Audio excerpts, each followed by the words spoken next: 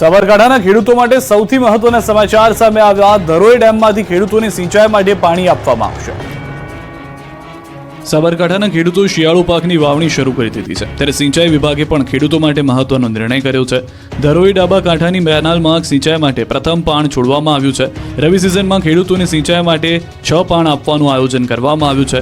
આ પાણીથી હિંમતનગર, ઈડર અને વડાલી તાલુકાના 3 ગામોમાં 4000 હેક્ટર જમીનમાં ખેતીને સિંચાઈનો લાભ મળશે। સાબરકાંઠા સિંચાઈ વિભાગ દ્વારા રવિ સિઝનમાં ખેતીમાં સિંચાઈ માટે સલાહકાર સમિતિની માંગણીને લઈને જળાશયોમાંથી સિંચાઈ માટે પાણી આપવાનું આયોજન કરવામાં આવ્યું છે। ત્યારે સાબરકાંઠામાં ધરોઈ જળાશયમાંથી ડાબા કાંઠાની કેનાલમાં 6 પાણ આપવાનું આયોજન પૈકી પ્રથમ પાણમાં 50 ક્યુસેક પાણી છોડવામાં આવ્યું છે। ક્રમશઃ 350 ક્યુસેક સુધી પાણી છોડાશે। વડાલીના 13, હિંમતનગરના 15 અને ઈડરના 65 ગામમાં 4000 હેક્ટર વિસ્તારમાં ખેતીને સિંચાઈનો લાભ મળશે। જોકે ખેડૂતો પણ છેલ્લા ઘણા સમયથી સિંચાઈ માટે પાણીની માંગ કરી રહ્યા હતા, ત્યારે હવે સિંચાઈ માટે સમયસર પાણી મળતા ખેડૂતોમાં ખુશીનો માહોલ જોવા મળ્યો। છોટાઉદેપુર જિલ્લામાં સિંચાઈનું પાણી ન મળતા ખેડૂતોનો પાક સુકાઈ ગયો હોવાનો આરોપ લાગી રહ્યા છે। છોટાઉદેપુરના નસવાડી તાલુકામાં ખેડૂતોનો કપાસનો પાક સુકાઈ ગયો। ખેડૂતોનો આરોપ છે કે સિંચાઈ માટે પાણી ન મળતા પાકમાં સુકારો આવ્યો। રામપુરી અને હરિપુરા વિસ્તારમાં કેનાલનું પાણી ન મળતા ખેડૂતોને રાતા પાણીએ રોવાનો વારો આવ્યો છે। રામપુરી અને હરિપુરા વિસ્તારમાં 150 હેક્ટરથી વધુ જમીનમાં ખેતીવાડી થાય છે। ખેડૂતોનો આરોપ છે કે બાજુમાં જ ઢાળિયા કેનાલ છે, તેમ છતાં પાણી ન મળતા ખેતરો તરસ્યા છે। ખેડૂતોનો આક્ષેપ છે કે છેલ્લા 8 વર્ષથી આ સમસ્યા છે। નર્મદા નિગમે વ્યવસ્થા તો કરી છે, પણ કોન્ટ્રાક્ટરોની મનમાની છે। ઢાળિયા કેનાલો બંધ કરી અને અંડરગ્રાઉન્ડ પાઇપલાઇન નાખી દેવાતા ખેતરો સુધી પાણી નથી પહોંચી રહ્યું। ખેડૂતોનો કપાસ સુકાઈ જતા મુશ્કેલીમાં મુકાયા છે।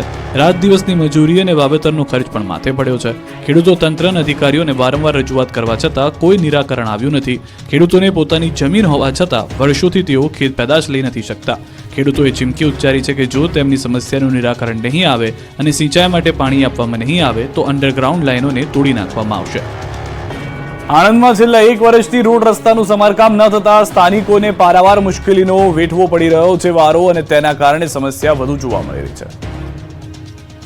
આણંદ પાલિકા તંત્રની ઘોર બેદરકારી સામે આવી। શહેરમાં 1 વર્ષ અગાઉ ખોદેલા રોડ રસ્તાઓનું સમારકામ ન કરાતા સ્થાનિકો પરેશાન થઈ રહ્યા છે।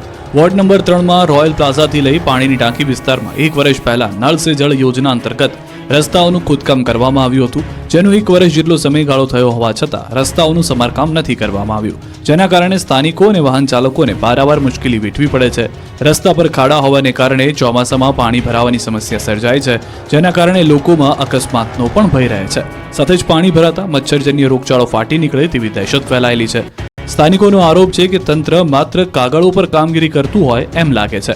વારંવાર રજૂઆત છતાં તંત્રના અધિકારીઓ આંખ આડા કાન કરી રહ્યા છે। 1 વર્ષ થયું છતાં આ સમસ્યાનું નિરાકરણ લાવવાનું અધિકારીઓ નામ નથી લઈ રહ્યા। સ્થાનિકોની માંગ છે કે પાલિકા દ્વારા તાત્કાલિક રસ્તાઓનું સમારકામ કરવામાં આવે, જેથી અહીંના સ્થાનિકો કોઈ પણ મુશ્કેલીનો સામનો કરવો ન પડે। બોર્ડર વિલેજ યોજનામાં સરહદને અડીને આવેલા સોનુનિયા ગામના સમાવેશ ન થતા ગ્રામજનોમાં ભારે રોષ ફેલાયો છે। ડાંગ જિલ્લામાં વહીવટીતંત્રે બોર્ડર વિલેજ યોજનામાં જિલ્લાના કુલ 43 ગામોનો સમાવેશ કર્યો। બોર્ડરને અડીને આવેલા સોનુનિયા ગામનો સમાવેશ ન થતા ગ્રામજનોમાં રોષનો માહોલ છે। સોનુનિયા ગામ બોર્ડરને અડીને આવેલ હોવા છતાં પણ અધિકારીઓ દ્વારા વિલેજ બોર્ડરમાંથી કાઢી નાખતા ગ્રામજનોમાં ભારે રોષ વ્યાપ્યો છે, જેને લઈને ગ્રામજનો દ્વારા TSP આહવા ડાંગને અરજી કરવામાં આવી, પરંતુ તેનો પણ આજ દિન સુધી કોઈ નિર્ણય ન મળતા ગ્રામજનોએ આખરે મીડિયાનો સહારો લીધો।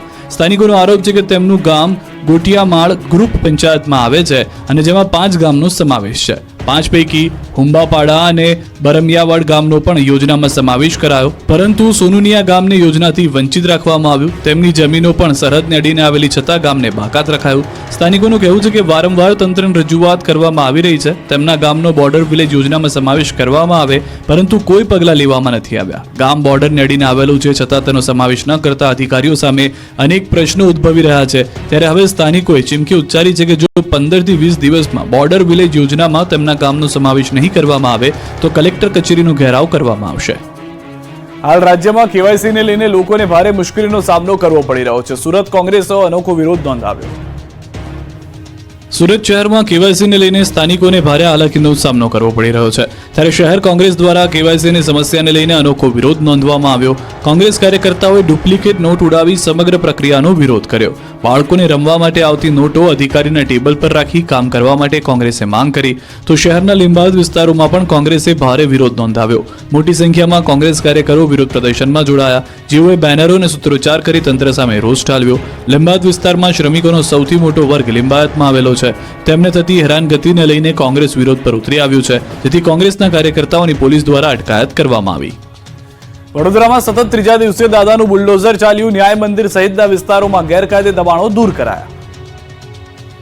વડોદરામાં ભાજપના પૂર્વ કાઉન્સિલરના પુત્રની વિસ્તારના માથાભારે બાબર પઠાણ અને તેના સાગરીતો દ્વારા કરાયેલી હત્યાના પગલે વડોદરા કોર્પોરેશન દ્વારા બુલડોઝર વાળી શરૂ કરવામાં આવી છે. ત્યારે આજે સતત ત્રીજા દિવસે બુલડોઝરથી ગેરકાયદેસર દબાણો દૂર કરવાની કાર્યવાહી કરાઈ. શહેરના ન્યાય મંદિર વિસ્તાર અને દૂધવાલા મહોલ્લામાં કોર્પોરેશનના જેસીબીએ સપાટો બોલાવ્યો. દબાણ શાખાની કાર્યવાહીથી વેપારીઓ પોતાની લારી ગલ્લા છુપાવવા લાગ્યા હતા, પરંતુ ડીસીપી લીના પાટીલ અને પોલીસ ટીમે શેરી ગલીઓમાં ઘૂસીને લારી ગલ્લા જપ્ત કર્યા હતા. સમગ્ર પ્રક્રિયામાં મોટો પોલીસ કાફલો તૈનાત કરાયો હતો. મહત્વનું છે કે ગઈકાલે પણ મચ્છીપીઠ, નાગરવાડા રોડની લારીઓ, શેડ સહિતના દબાણો દૂર કરવામાં આવ્યા હતા. પાલિકા દ્વારા ફતેપુરા, કુંભારવાડા, તાંદલજા વિસ્તારમાં પણ દબાણો દૂર કરવાની કાર્યવાહી હાથ ધરવામાં આવી હતી. ચુસ્ત પોલીસ બંદોબસ્ત હેઠળ હાથ ધરાયેલી આ કાર્યવાહી સમયે સ્થાનિક લોકોના ટોળે ઉમટી પડ્યા હતા. 3 દિવસથી ચાલી રહેલી દબાણો પર કાર્યવાહીથી સ્થાનિકોમાં તંત્ર સામે ભારે રોષ ફેલાયો છે. અમદાવાદમાં કાગડાપીઠમાં હત્યાના આરોપીઓને પોલીસે કાયદાનો પાઠ ભણાવ્યો. આરોપીઓ જાહેરમાં માફી માંગતા નજરે પડ્યા. પોલીસનો બહુ ડર છે, ખાલી પોલીસ જ બાપ છે, બીજું કોઈ બાપ નથી. અમદાવાદના કાગડાપીઠમાં હત્યાને અંજામ આપનાર હત્યારાઓ હવે જાહેરમાં માફી માંગતા નજરે પડ્યા. પોલીસે આરોપીઓનું સરઘસ કાઢ્યું, સાથે જ ઘટનાનું રિકન્સ્ટ્રક્શન પણ કર્યું. પોલીસે આરોપીઓને કાયદાનો પાઠ ભણાવતા આરોપીઓ લંગડાતા ચાલતા કેમેરામાં કેદ થયા. મહત્વનું છે કે તાજેતરમાં બુટલેગર દ્વારા કાગડાપીઠ વિસ્તારમાં યુવકને છરીના ઘા મારી મોતને ઘાટ ઉતારવામાં આવ્યો, જેને લઈ પોલીસ સામે પણ સવાલો ઊભા થયા. હત્યાને લઈ ભારે વિરોધ અને લોકોમાં રોષ પણ જોવા મળ્યો. મૃતકના પરિચિત લોકોએ પોલીસ સ્ટેશનનો ઘેરાવ કર્યો. સમગ્ર ઘટનામાં કાગડાપીઠના પોલીસ સ્ટેશનના પીઆઈને પણ સસ્પેન્ડ કરાયા હતા. મહત્વનું છે કે બુટલેગરોએ અદાવતમાં હત્યા કર્યાનો આરોપ છે. અમદાવાદમાં છેલ્લા ઘણા સમયથી ગુનાખોરીની ઘટનાઓમાં સતત વધારો થઈ રહ્યો છે, જેને લઈ પોલીસ એક્શનમાં આવી છે. અમદાવાદમાં છેલ્લા કેટલાક દિવસોથી લૂંટ, હત્યા, ફાયરિંગ અને મારામારીની ઘટનાઓમાં સતત વધારો થઈ રહ્યો છે, જેને લઈને શહેર પોલીસના નાઇટ પેટ્રોલિંગ અને સબ સલામતના દાવા સામે સવાલ ઊભા થઈ રહ્યા છે. શહેરમાં કાયદો વ્યવસ્થાની સ્થિતિ કથળતા જ પોલીસે મોડે એક્શનમાં આવી હોય એમ લાગી રહ્યું છે. છેલ્લા કેટલાક દિવસથી શહેરના અલગ અલગ વિસ્તારોમાં કોમ્બિંગ શરૂ કર્યું. શહેરના કાગડાપીઠ, અમરાઈવાડી, ઓઢવ, ખોખર સહિતના વિસ્તારોમાં પોલીસની ટીમો રાત્રે કોમ્બિંગ કરી રહી છે. શંકાસ્પદ વ્યક્તિઓની પૂછપરછ કરવામાં આવી રહી છે. જોકે પોલીસને કોમ્બિંગમાં કેટલીક સફળતા પણ મળી છે. પોલીસે કોમ્બિંગ દરમિયાન પ્રોહિબિશનના 36 કેસ, મોટર વ્હીકલ એક્ટના 8 કેસ, તડીપાર થયેલ 7 કેસ, જુગારનો 1 કેસ, 2 આરોપી વોન્ટેડ અને 26 હત્યા સાથે આરોપીઓને ઝડપી લીધા છે. જોકે સવાલ એ છે કે શું રાત્રે કોમ્બિંગ કરવાથી ગુનાખોરીની ઘટનાઓ પર અંકુશ મેળવી શકાશે કે પછી પોલીસ અસામાજિક તત્વોને પાઠ ભણાવવા માટે કોઈ નક્કર કાર્યવાહી કરશે? સવાલ એ પણ છે કે આખરે પોલીસ કોમ્બિંગ કેટલા દિવસ ચાલશે. રાજકોટ સિવિલની વધુ એક બેદરકારીનો વિડીયો જોવા મળ્યો છે, જેણે હોસ્પિટલ તંત્ર સામે સવાલ ઊભા કરી દીધા છે. આ દ્રશ્યો રાજકોટ સિવિલના છે, જ્યાં એક દર્દી રીતસરનો રઝળતા હોવાનો વિડીયો જોવા મળ્યો, જેને લઈ હોસ્પિટલ તંત્ર પર સવાલો ઊભા થયા. દર્દી ઈજાના કારણે કણસી રહ્યો હતો, પરંતુ તેને કોઈ સારવાર આપવામાં આવી નહોતી. એટલું જ નહીં, દર્દીને કોઈ બેડ પણ નહોતો અપાયો. દર્દી જમીન પર રઝળતી રહ્યો હતો. આખરે ત્યાં હાજર એક જાગૃત નાગરિકે ડોક્ટરને જાણ કરી તેની સારવારની વ્યવસ્થા કરાવી. વિડીયોમાં એ પણ ઉલ્લેખ કરવામાં આવી રહ્યો છે કે તે પહેલા ટ્રોમા સેન્ટરમાં દાખલ હતો અને ત્યાંથી તેની પાટાપિંડી કરી જનરલ વોર્ડમાં રઝળતો મૂકી દેવામાં આવ્યો હતો. હોસ્પિટલની બેદરકારીનો વિડીયો સામે આવતા જ પીઆરઓ હેતલ કેડાનું નિવેદન સામે આવ્યું છે. તેમણે કહ્યું કે એમએલસી કેસ અંતર્ગત દર્દીને સિવિલમાં દાખલ કરાયો. વોર્ડ નંબર 2 ખાતે દાખલ દર્દી અંગે અમારે ત્યાં ચાલ્યા ગયાની નોંધ કરવામાં આવી છે. દર્દી ખરેખર કેવી રીતે વોર્ડની બહાર પહોંચ્યો તેમજ સમગ્ર મામલાની સત્યતા શું છે તે જાણવા સીસીટીવી ફૂટેજ મંગાવવામાં આવ્યા છે. સત્ય બહાર આવ્યા બાદ જો કોઈ ખરેખર જવાબદાર હશે તો તેમના વિરુદ્ધ નિયમ મુજબની કાર્યવાહી કરાશે. સુરત જિલ્લામાં બ્લડની અછત વચ્ચે ચોંકાવનારા દ્રશ્યો જોવા મળ્યા. બારડોલીમાં 800 જેટલા બ્લડ સેમ્પલ ફેંકી દીધા હોવાની ઘટના જાણવા મળી. સુરત શહેર અને જિલ્લામાં લોહીની અછત વચ્ચે બ્લડના સેમ્પલ રઝળતા જોવા મળ્યા. બારડોલીના ભામૈયા ગામે 700 થી 800 જેટલા બ્લડ સેમ્પલ કોથળામાં ભરી ફેંકી દીધા હોવાની ઘટના જોવા મળી. સમગ્ર ઘટનાની જાણ કોંગ્રેસ આગેવાનોને થતાં જ તેઓ પોલીસને માહિતી આપી હતી. બાદમાં પોલીસ અને ઉચ્ચ અધિકારીઓ ઘટના સ્થળે પહોંચી તપાસ હાથ ધરી. બ્લડ સેમ્પલનો જથ્થો જપ્ત કર્યો. પ્રાથમિક રીતે બ્લડ સેમ્પલ કોઈ વાહનમાંથી પડી ગયા હોય તેવી આશંકા સેવાઈ રહી છે. આ તરફ પોલીસે સમગ્ર ઘટનાને લઈને તપાસનો ધમધમાટ શરૂ કર્યો છે. આરોગ્ય વિભાગ અને મામલતદારની ટીમોએ પણ કાયદેસરની કાર્યવાહી હાથ ધરી છે. મહત્વનું છે કે સુરત શહેર અને જિલ્લાની બ્લડ બેંકોમાં પણ હાલ બ્લડની અછત વર્તાઈ રહી છે, જેને લઈ લોકોને રક્તદાન કરવા આગળ આવવા અપીલ પણ કરવામાં આવી રહી છે. આ પરિસ્થિતિમાં મોટી સંખ્યામાં બ્લડ સેમ્પલ રસ્તા પર મળી આવતા તંત્ર સામે પણ સવાલ ઊભા થયા છે. બ્લડની અછત હોવા છતાં શા માટે પૂરતી તકેદારી રાખવામાં નથી આવતી? સવાલ તો એ પણ છે કે બ્લડના સેમ્પલ કોઈ જાણી જોઈને રસ્તા પર ફેંકી દીધા કે વાહનમાંથી પડી ગયા. જો મોટી માત્રામાં બ્લડના સેમ્પલ વાહનમાંથી પડી ગયા હોય તો પણ તે મોટી બેદરકારી જ ગણાય. ભરૂચના અંકલેશ્વરમાં કારમાં આગ મામલે મોટો ખુલાસો થયો. 2 મહિલાઓએ કારને આગ ચંપી કરી હોવાનું સીસીટીવીમાં જોવા મળ્યું. અંકલેશ્વરના ગાર્ડન સિટી વિસ્તારમાં પાર્ક કરેલી કારમાં આગ લાગતા અફરાતફરી મચી હતી. કારમાં આગ લાગતા કાર આગમાં બળીને ખાખ થઈ હતી. જો કે આગ કયા કારણોસર લાગી તે અનેક સવાલો ઊભા થઈ રહ્યા છે. પરંતુ જ્યારે નજીકના સીસીટીવીથી તપાસ કરવામાં આવી તો ચોંકાવનારો ખુલાસો જોવા મળ્યો. 2 મહિલાઓ કારને આગ ચંપી કરતી હોવાનું સીસીટીવીમાં કેદ થયું. તપાસમાં એ પણ સામે આવ્યું કે 2 દિવસ પહેલા મહિલાઓ સાથે માથાકૂટ થઈ હતી, જેની અદાવત રાખી રાત્રે મહિલાઓએ કારને આગ લગાવી દીધી. સીસીટીવીમાં પણ સ્પષ્ટ રીતે જોઈ શકાય છે કે 2 મહિલા પોતાનું 2 વ્હીલર પર આવે છે અને શાતિર રીતે કારને આગ ચાંપી ત્યાંથી ફરાર થઈ જાય છે. આ તરફ ગાર્ડન સિટી વિસ્તારના સ્થાનિકોનો આરોપ છે કે આ મહિલાઓથી તેઓ પરેશાન થઈ ગયા છે. તેઓ વારંવાર સ્થાનિકો સાથે માથાકૂટ કરી તેમને પરેશાન કરે છે. એટલું જ નહીં, આ મહિલા તેમના બાળકોનું કિડનેપ કરવાની પણ ધમકી આપી રહ્યા છે. ત્યારે આ સમગ્ર મામલે તાલુકા પોલીસે ફરિયાદ નોંધી સીસીટીવીના આધારે મહિલાઓની ધરપકડ માટે કવાયત હાથ ધરી છે. રાજ્યમાં 4 પગનો આતંક સતત વધી રહ્યો છે. રહેણાંક વિસ્તારમાં દીપડાના આટાફેરાથી ભયનો માહોલ છવાયેલો છે. કેટલાક દિવસોથી રાજ્યમાં હિંસક પ્રાણીઓએ હાહાકાર મચાવ્યો છે. આજે બારડોલી અને ગીર સોમનાથમાં દીપડાએ દેખા દીધી.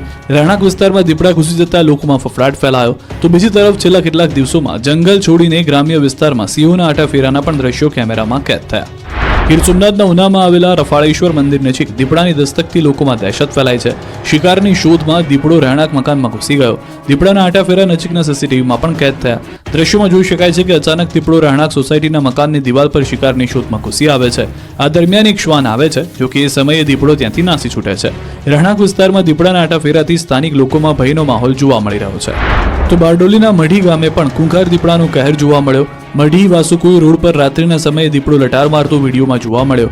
રસ્તા પરથી દીપડો પસાર થઈ રહ્યો હતો ત્યારે વાહન ચાલકે તેને કેમેરામાં કેદ કર્યો.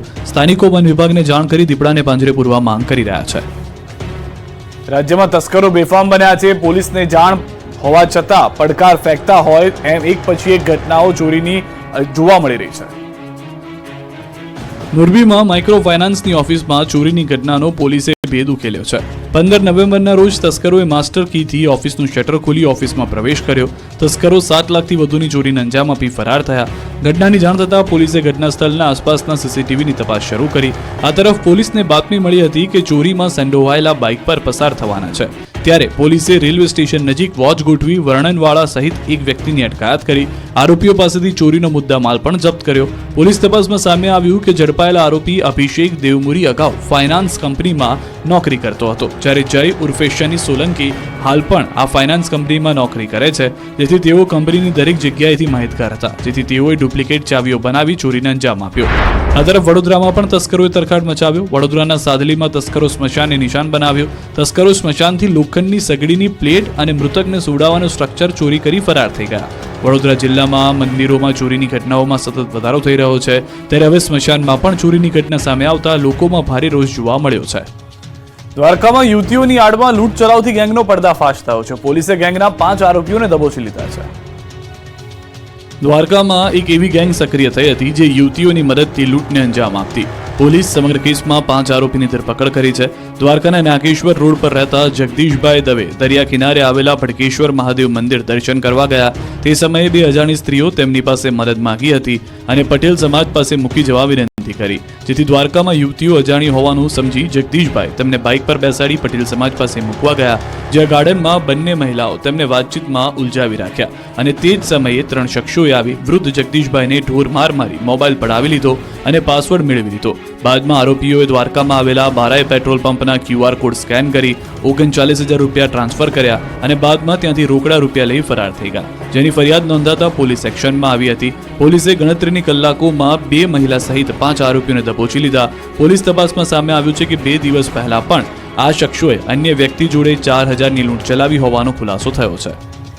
સુરતમાં આંતરરાષ્ટ્રીય ચાઇનીઝ ગેંગ દ્વારા 112 કરોડની છેતરપિંડી મામલે વધુ 2 આરોપીની પોલીસે ધરપકડ કરી. સુરતમાં આંતરરાષ્ટ્રીય ચાઇનીઝ ગેંગ દ્વારા 112 કરોડના સાયબર ફ્રોડ મામલે વધુ એક સફળતા મળી છે. સાયબર ક્રાઇમે કેતન વેકરિયા અને નાગજી બારૈયાની ધરપકડ કરી છે. બંને આરોપીઓ દુબઈમાં બેસી સાયબર ફ્રોડ માટે એકાઉન્ટ ભાડે આપતા હોવાનો ખુલાસો થયો. પોલીસ તપાસમાં એ પણ સામે આવ્યું કે કેતન વેકરિયા મોટો ગુનાહિત ઇતિહાસ ધરાવે છે. આરોપી કેતન વેકરિયા અગાઉ ક્રાઇમ બ્રાન્ચમાં છેતરપિંડી અને સાયબર ક્રાઇમના 3 ગુનાઓમાં છેતરપિંડીનો આરોપી છે. હાલ કેતન વેકરિયા દુબઈ ખાતે રહેતા મુખ્ય આરોપી મિલિંદ દરજીના સીધા સંપર્કમાં હોવાનું જાણવા મળ્યું.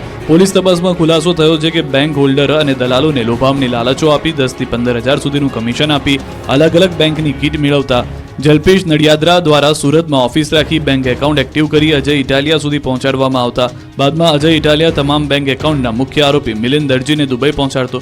સુરત સાયબર પોલીસે અલગ અલગ બેંકના 34 ડેબિટ અને ક્રેડિટ કાર્ડ, બેંકની 18 પાસબુક અને 5 ચેકબુક જપ્ત કરી છે. મહત્વનું છે કે દુબઈ ચાઇનીઝ બેંક સામે દેશભરમાં 900 થી વધુ સાયબર ફ્રોડની ફરિયાદો થઈ ચૂકી છે, ત્યારે સમગ્ર કેસમાં હજુ પણ કેટલાક ચોંકાવનારા ખુલાસા થઈ શકે છે. સુરતમાં નકલી હોસ્પિટલ બાદ હવે નકલી મેડિકલ ઇન્સ્ટિટ્યૂટનો પર્દાફાશ થયો છે. સુરત શહેરમાં બધું જ નકલી ચાલી રહ્યું હોય તેવો ઘાટ સર્જાયો છે. હજુ તો નકલી હોસ્પિટલનો વિવાદ શાંત થયો નથી, ત્યાં વધુ એક નકલી મેડિકલ ઇન્સ્ટિટ્યૂટ ચાલી હોવાનો પર્દાફાશ થયો. શહેરના પુણા પાટિયા વિસ્તારમાં આવેલા લા સિટાડેલ કોમર્શિયલ શોપિંગ કોમ્પ્લેક્સની દુકાનની અંદર આખીને આખી મેડિકલ ઇન્સ્ટિટ્યૂટ ચાલી રહી હતી. 10x20ની દુકાનની અંદર ક્લાસરૂમ બનાવી દેવાયો અને જીવનદીપ મેડિકલ ઇન્સ્ટિટ્યૂટના નામથી નર્સિંગ સહિતના 5 કોર્સ ચલાવવામાં આવી રહ્યા હતા. તેમાં ભણતા વિદ્યાર્થીઓ પાસે જીવનદીપ મેડિકલ ઇન્સ્ટિટ્યૂટના સંચાલક મસમોટી ફી પણ વસૂલતા. આ ઇન્સ્ટિટ્યૂટ દુકાનની અંદર છેલ્લા 4 થી 5 વર્ષથી ચાલી રહી છે. કેટલાક વિદ્યાર્થીઓ દ્વારા છેલ્લા 2-3 દિવસથી એવી ફરિયાદો હતી કે અહીં બસ મોટી ફી લઈને ખોટી રીતે મેડિકલ ઇન્સ્ટિટ્યૂટ ચલાવાઈ રહી છે અને પરીક્ષા આપવા બેંગ્લોર મોકલાઈ રહ્યા છે, જેથી તપાસ બાદ આ ઇન્સ્ટિટ્યૂટ ખોટી રીતે ચાલતી હોવાનું સામે આવ્યું. જીવનદીપ મેડિકલ ઇન્સ્ટિટ્યૂટ નામનું કોઈ પણ ઇન્સ્ટિટ્યૂટ નર્સિંગ કાઉન્સિલમાં નોંધાયેલ નથી, જેથી ગુજરાતમાં આવી મેડિકલ ઇન્સ્ટિટ્યૂટ સામે કડક કાર્યવાહી કરવામાં આવે તેવી માંગ કરવામાં આવી રહી છે. અમરેલીમાં પોલીસે ટ્રકનું સ્ક્રેપિંગ કરી ભંગારમાં વેચી દેવાનો કૌભાંડનો પર્દાફાશ કર્યો. અમરેલી જિલ્લામાં રાજુલા પોલીસે ટ્રકનું સ્ક્રેપિંગ કરી ભંગારમાં વાહનો જવા દેવા માટેના કૌભાંડનો પર્દાફાશ કર્યો. આ ગેંગ ચાલુ લોનવાળા ટ્રકોની ખરીદી કરતી અને ટ્રક વેચનારનો વિશ્વાસ જીતી તેમની પાસેથી ટ્રક લઈને તેના હપ્તાની ભરપાઈ કરતા ન હતા. ત્યારબાદ ટ્રકને ભંગારમાં વેચી દેતા નરેશ સોલંકીએ અલી અસગર, હુસેન લોટિયા, પંકજ ઉર્ફે બાલા અને ઇસ્માઇલ ઉર્ફે પપલુ સામે ફરિયાદ નોંધાવી હતી. તેમનો આરોપ છે કે ટ્રકના 5,53,000ના બાકી હપ્તાના ચેક નહીં આપતા આરોપીઓ ટ્રકને ભંગારમાં સ્ક્રેપિંગ માટે દીપક ઉર્ફે કાલાને વેચી દીધી.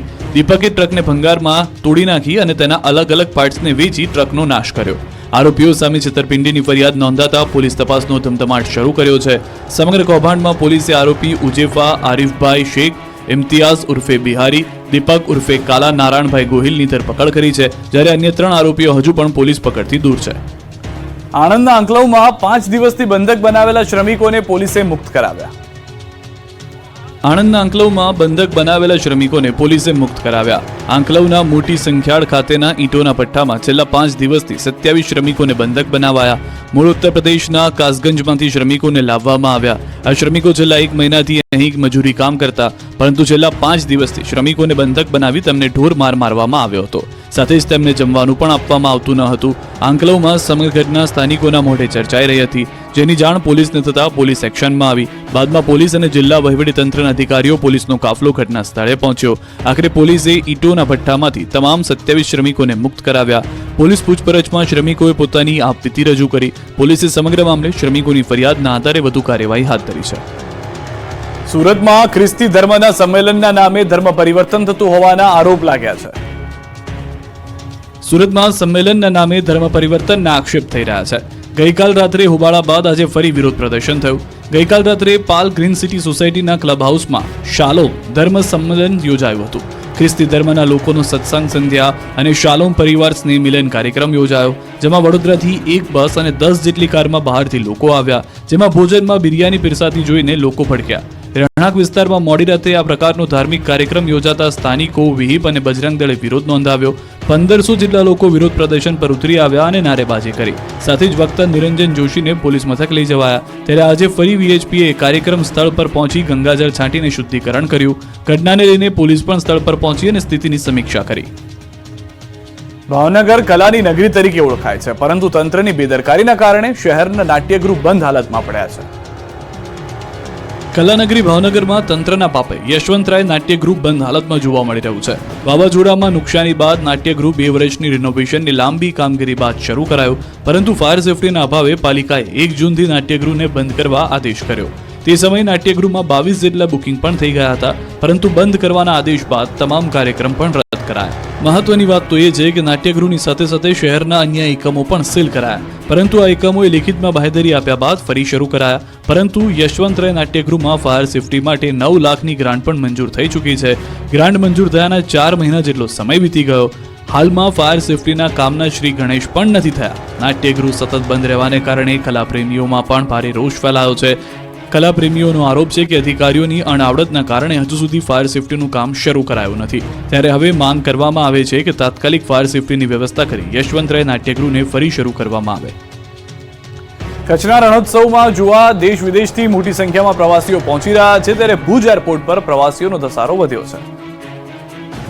વિશ્વ પ્રસિદ્ધ કચ્છનો રણોત્સવ હંમેશા પ્રવાસીઓમાં આકર્ષણનું કેન્દ્ર હોય છે, ત્યારે આ વર્ષે પણ મોટી સંખ્યામાં પ્રવાસીઓ રણોત્સવ નિહાળવા કચ્છ પહોંચી રહ્યા છે, જેને લઈ ભુજ એરપોર્ટ પર પ્રવાસીઓની સંખ્યામાં વધારો થયો છે. પરંતુ પ્રવાસીઓની બેદરકારીના કારણે ફ્લાઇટની ઉડાનમાં મોડું થઈ રહ્યું છે. ભુજ એરપોર્ટ પર હાલ 3 ફ્લાઇટ ઓપરેટ થઈ રહી છે, જેમાં 2 ફ્લાઇટ ભુજથી મુંબઈ અને 1 ફ્લાઇટ ભુજથી અમદાવાદ વચ્ચે ચાલી રહી છે. ભુજથી મુંબઈ મુસાફરી કરતા પ્રવાસીઓ ચેક ઇન સમયથી મોડા આવતા ફ્લાઇટની બોર્ડિંગ પ્રક્રિયામાં મોડું થતા ફ્લાઇટ સમયસર ઉડાન નથી ભરી શકતી, જેના કારણે અન્ય મુસાફરોને મુશ્કેલી વેઠવી પડી રહી છે.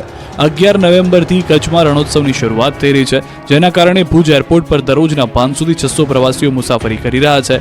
એરપોર્ટ ઓથોરિટી દ્વારા પણ મુસાફરોને અપીલ કરવામાં આવી છે કે તેઓ બોર્ડિંગ પ્રક્રિયા ઝડપથી પૂર્ણ કરે, ફ્લાઇટના સમયથી 1.5 કલાક વહેલા આવીને ચેક ઇન પ્રોસેસ પૂરી કરવા સૂચના અપાઈ છે, જેથી ફ્લાઇટના ઉડાનનો સમય જળવાઈ રહે. સોમનાથ મહાદેવના સાનિધ્યમાં ભાજપની 3 દિવસીય ચિંતન શિબિરનો પ્રારંભ થયો. શિબિર પહેલા મુખ્યમંત્રીએ સોમનાથ મહાદેવના દર્શન કર્યા. સોમનાથમાં રાજ્ય સરકારની 11 ચિંતન શિબિરનો પ્રારંભ થયો. મુખ્યમંત્રી ભૂપેન્દ્ર પટેલ પણ ચિંતન શિબિરમાં ભાગ લેવા સોમનાથ પહોંચ્યા હતા. શિબિર પહેલા મુખ્યમંત્રી ભૂપેન્દ્ર પટેલે પ્રથમ જ્યોતિર્લિંગ સોમનાથ મહાદેવના દર્શન કર્યા. સોમનાથના ટ્રસ્ટી જે.ડી. પરમાર અને ટ્રસ્ટના સચિવ યોગેન્દ્રભાઈ દેસાઈ મુખ્યમંત્રીનું પુષ્પગુચ્છથી સ્વાગત અભિવાદન કર્યું. સીએમએ સોમનાથ મહાદેવના દર્શન કરી ગંગાજળ અભિષેક કર્યો. સાથે જ મહાદેવને પૂજા સામગ્રી અને પુષ્પમાળા અર્પણ કરી. મુખ્યમંત્રી સાથે પ્રવાસન મંત્રી મુળુભાઈ બેરાએ પણ સોમેશ્વર પૂજા કરી. 3 દિવસ ચાલનારી ચિંતન શિબિરનો સીએમ ભૂપેન્દ્ર પટેલના હસ્તે પ્રારંભ કરાયો. ચિંતન શિબિરમાં મંત્રીમંડળના સભ્યો, વરિષ્ઠ સચિવ, જિલ્લા કલેક્ટર અને જિલ્લા વિકાસ અધિકારી પણ હાજર રહેશે. રાજ્યમાં રોજગારીની તક, ગ્રામ્ય સ્તરે આવકમાં વૃદ્ધિ, સરકારી યોજનાઓ, પ્રવાસન વિકાસમાં જિલ્લા અને સ્થાનિક